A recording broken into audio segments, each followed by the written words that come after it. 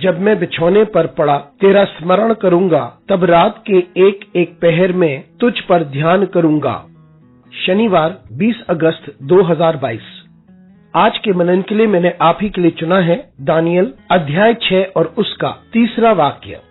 जब ये देखा गया कि दानियल में उत्तम आत्मा रहती है, तब उसको उन अध्यक्षों और अधिपतियों से अधिक प्रतिष्ठा मिली, वरन राजा यह भी सोचता था कि उसको सारे राज्य के ऊपर ठहराए। आपका दिन आशीषित हो। हम जो हैं वो प्रभु की आशीष और उसके वरदान हैं जो उसने हमें दिए हैं। आइए इस वाक्य पर मनन करते हैं। आज की सुबह का विषय है परमेश्वर के वरदान।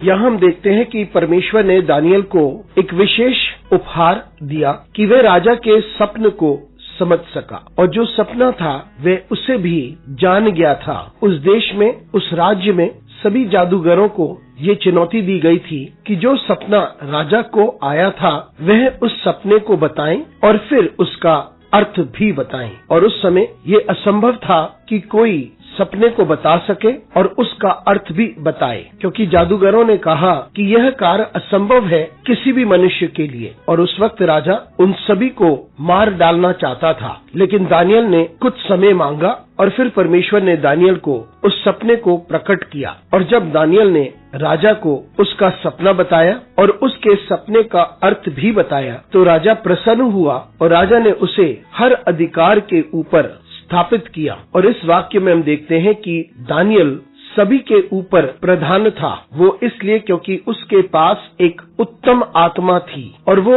उत्तम आत्मा जो दानियल के पास थी उसे परमेश्वर ने उसे दिया था। और इस आत्मा के बारे में दानियल ने राजा के सामने स्वीकार किया जब उसने सपने का अर्थ राजा को बताया। वे कहता है कि उसके परमेश्वर ने उसे ये वरदान दिया है और उसका ये सौभाग्य है कि वह ये कर सकता है। तो मित्रों, हम जो कुछ हैं, हमारा पद, हमारी बुद्धि और हमारा ओहदा, और हम जो कुछ है और जो कुछ कर सकते हैं, वो इसलिए है क्योंकि परमेश्वर ने हमें इतने अद्भुत वरदान दिए हैं और योग्यताएं दी हैं। हमारे पास जो कुछ है वो परमेश्वर की ओर से ही है। तो इस बात को हम याद रखें कि दानियल के समान हम भी इस बात का अंगीकार करें, इस बात को स्वीकारें कि सब कुछ परमेश्वर की ओर से ही आया है। और फिर हम देखते हैं कि दानियल सभी के ऊपर प्रभुता करता है। कितना अद्भुत है कि जब परमेश्वर हमें योग्यता और आशीष देता है, तब हम भी विशिष्ट कहलाएंगे और दूसरों से ऊंचे रहेंगे। और यही सुंदरता है, जब हम परमेश्वर से सब कुछ प्राप्त करते हैं और उसे स्वीकारते हैं, तब हम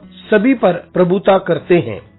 अनुग्रहकारी परमेश्वर स्वर्गीय पिता, तुझे धन्यवाद देते हैं, तेरी स्तुति करते हैं, तेरा आदर करते हैं और तेरी महिमा करते हैं। हमारे साथ परमेश्वर तू बना रहे, हमें आशीषित कर और हमारी अगुवाई कर, हमारी सहायता कर परमेश्वर, ताकि हम सब कुछ में तुझे ही स्वीकारें। यीशु मसीह के नाम से मांगते हैं, आमीन।